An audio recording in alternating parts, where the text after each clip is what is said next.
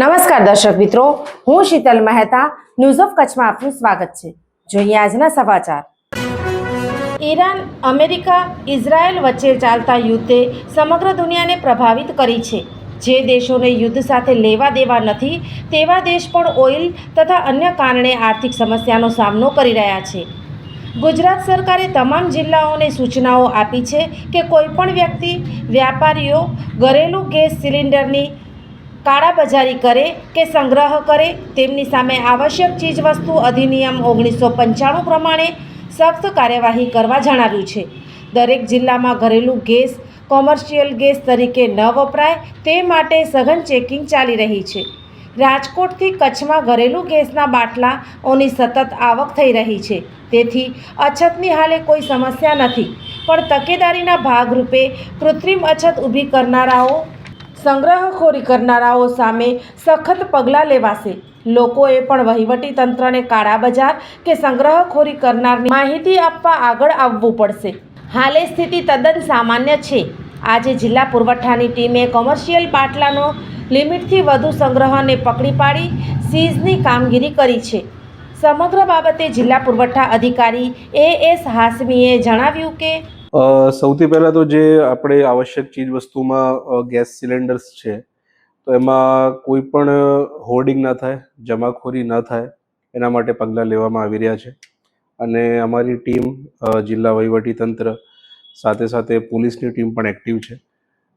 કોઈ પણ સંજોગોમાં જે ડોમેસ્ટિક સિલિન્ડર્સ છે ઘર વપરાશના, એનું કોમર્શિયલમાં કોઈ પણ ડાયવર્ટ કરશે તો એ ચલાવી લેવામાં નહીં આવે અને સખતથી સખત પગલાં લેવા માનનીય કલેક્ટર સાહેબ દ્વારા પણ સૂચન કરવામાં આવ્યું છે। આપણે કયા એક્ટ મુજબ આપણે કાર્યવાહી કરવા જઈ રહ્યા છીએ? આપણે એસેન્શિયલ કોમોડિટીઝ એક્ટ જે છે, આવશ્યક ચીજ વસ્તુ અધિનિયમ 1955 હેઠળ કાર્યવાહી કરી શકીએ। પછી ગેસ સિલિન્ડર રૂલ્સ 2016 હેઠળ કરી શકીએ। અને બહુ મોટા પ્રમાણમાં જો કોઈ બ્લેક માર્કેટિંગને કરતું હોય તો EBMની પણ જોગવાઈ છે, જેની અંદર prevention of black marketing act હેઠળ પણ અટકાયતી પગલાં એમાં લેવામાં આવી શકે છે। કચ્છની શું સ્થિતિ? તમે રાજકોટની વાત કરી। કચ્છમાં હાલ જે ડોમેસ્ટિક સિલિન્ડર્સ છે એનું સપ્લાય છે, પૂરતું છે, એનો સ્ટોક પણ અવેલેબલ છે, બટ કોમર્શિયલ્સની અંદર થોડું સપ્લાય ઓછું થયું છે। એટલે અમારું ફોકસ એ છે કે ડોમેસ્ટિક સિલિન્ડર્સની અંદર કોઈ પણ હોર્ડિંગ ના કરે અને જે સબસિડાઇઝ સિલિન્ડર છે એને જેના માટે છે, હાઉસહોલ્ડ ઉપયોગ માટે છે, ત્યાં જ યુઝ કરવામાં આવે, એ મારી પ્રાથમિકતા છે। અચ્છા સાહેબ, તમે શું પહેલા લોકોને મેસેજ આપશો કે આ સ્થિતિમાં આપણે શું કરવું જોઈએ? દેશ માટેની પણ વાત છે। બિલકુલ ટફ ટાઈમ્સ છે। મારે જ કેવું છે કે જે ડોમેસ્ટિક સપ્લાયનું છે એમાં કોઈ પણ જાતનું હાલ ગભરાવાની જરૂર નથી। એનું હોર્ડિંગ કરવાની પણ જરૂર નથી અને બહુ પેનિક ના કરે।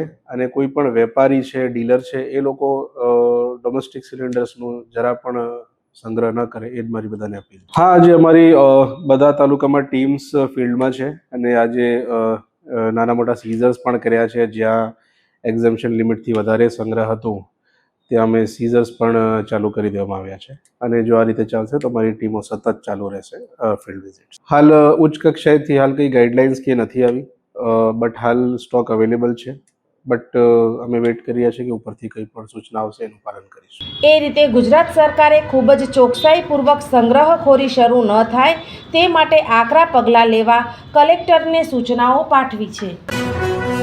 દર્શક મિત્રો, આજે તારીખ 10 માર્ચ 2026 આ હતા આજના સમાચાર। આવતીકાલે ફરી મળીશું, ત્યાં સુધી મને રજા આપશો। નમસ્કાર।